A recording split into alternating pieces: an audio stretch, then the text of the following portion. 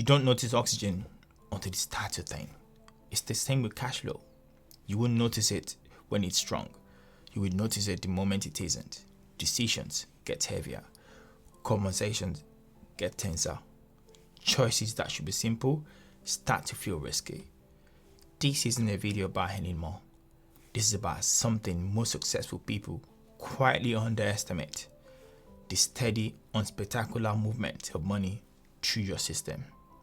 Because cash flow isn't the headline, cash flow is the oxygen.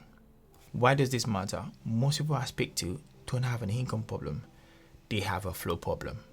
6-figure earners feeling tight at the end of the month, business owners with strong P&L who can't pay themselves properly, professionals who get promoted and somehow feel less free than before. Different stories, same diagnosis. The money is coming in, the money is going out. Nobody's watching the gap between. The gap is your cash flow, and the gap is where your life and business actually lives. What is cash flow really? Let me be precise here because most people mix these up. Income is what you earn. Cash flow, on the other hand, is what moves through your system. What comes in and what goes out, and when. In business, you can be profitable on paper and still go under because the cash isn't arriving on time. In life, on the other hand, you can earn well on paper and still feel constantly behind because the money is already committed before it lands. Cash flow is timing. Cash flow is rhythm. Cash flow is whether the system can actually breathe between commitment. And here's the part most people actually miss. It's almost never the missing thousand that strains your life. It's the unwatched hundreds. There are 2 ways oxygen gets cut off. Cash flow fails the same 2 ways. The first is slow breathing. A slow, low-level drain, the £14 subscription you forgot about, the direct debit that crept up, the lifestyle upgrade that quietly became a fixed cost, the car finance that felt sensible at the time. None of this is catastrophic. None of it is reckless. And that's exactly why nobody catches it. It doesn't kill the system. It just makes the system work harder for the same hair. The second is holding your breath. One large unplanned event. Could be a tax bill bigger than what you expected. A boiler, a redundancy, a client paying you 6 days late when you're already counting on 30 days. And suddenly the system that looks healthy shows how exposed it actually was. Most people think the cash flow risk is the big shock. It actually isn't. It is the slow leak that left no room for the shock. Let me give you a real example. Composite of a few clients. Details changed. A professional, mid-40s, 6-figure salary. The kind of CV that you assume came with financial cam. It isn't. Over 3 years, her lifestyle had moved up. A new car on finance, a bigger mortgage after a move. A handful of subscriptions she has stopped noticing. None of it is reckless. All of it is normal. Then one bonus didn't land the way the previous 2 had. Within 8 weeks, she was using a credit card to cover monthly essentials. It wasn't a spending problem. It wasn't an income problem. It was a flow problem that had been quietly building for 3 years and no one was watching. When cash flow is weak, the cost doesn't usually show up where you did expect. It shows up on your time because cash flow doesn't just cost money. It costs other resources too. Time, attention, energy. Every month becomes a recovery month. Every decision becomes urgent. And every setback becomes expensive. You can't think in years because you manage in weeks.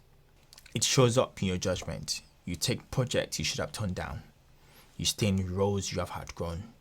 You accept terms you did have negotiated harder if you weren't counting. It shows up at home, not dramatically, quietly. The holiday gets postponed. The boiler breaks and nobody laughs about it. Conversations becomes calculations. Purchase become negotiations. Most arguments about money isn't really about money. They're about the pressure that weak cash flow puts on everything else. The pressure doesn't stay in the spreadsheet. It walks through the kitchen. It shows up on your balance sheet. When cash flow is tight, interest works against you. When cash flow is strong, interest starts to work for you. That's the difference between slow drifting backwards and slowly compounding forward. None of this is dramatic. That's why people miss it. Weak cash flow doesn't announce itself. It just quietly reshapes the life you are currently building. A competent finance director don't check the balance, they check the flow. They don't ask how much is in the account today.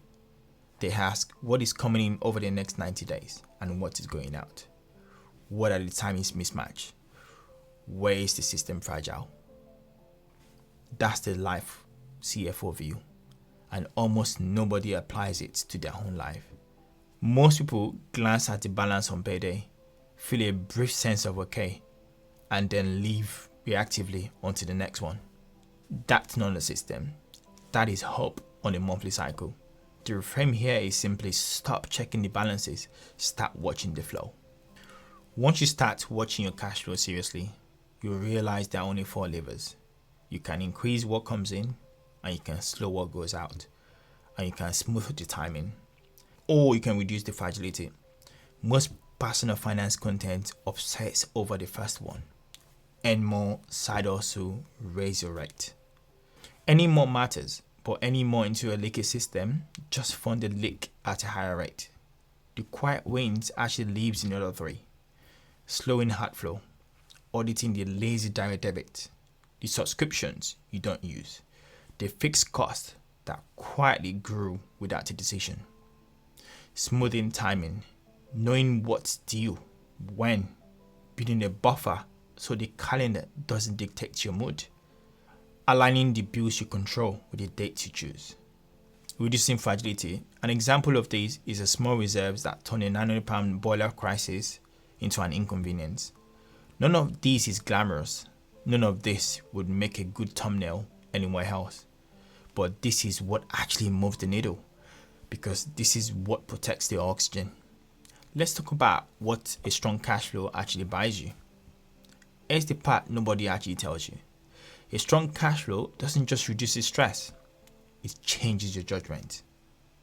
When cash flow is weak, every decision is filtered through pressure. You take the clients you should have turned down. You stay in roles you have outgrown. You spend reactively because thinking clear feels expensive. When cash flow is strong, the same person with the same skill, with the same opportunity makes a better decision. Because they can pause, they can wait, they can say no. That's the real product of cash flow.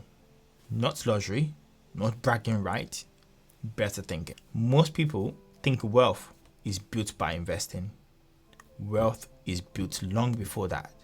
Wealth is built when cash flow becomes predictable. Wealth is built in an order. Not a hack, not a shortcut, an order. Cash flow, then surplus, then asset, then freedom. Most people want freedom without having to go through the ladder. Skip cash flow and surplus is accidental. Without surplus, there's nothing to deploy. Without deployment, no asset compounds. Without compounding asset, freedom stays theoretical. That's why this is the flaw. Every other conversation, investing, property, business equity, early retirement, generational wealth, quietly assumes you have already won the cash flow conversation. I have to close by telling you this. You don't need to earn more this week. You don't need a new strategy. You don't need a different life. All you need to do is to be honest at the flow. What comes in and what goes out, and what the gap is between them is actually doing. Because cash flow keeps you breathing, and until the breathing is steady, nothing else you build will hold. In the next episode, I will show you what happens once the flow stabilizes, and how surplus stop being an accident and they start up becoming raw materials for everything else. That's how life start looking like a business that's actually being run. See you in the next one.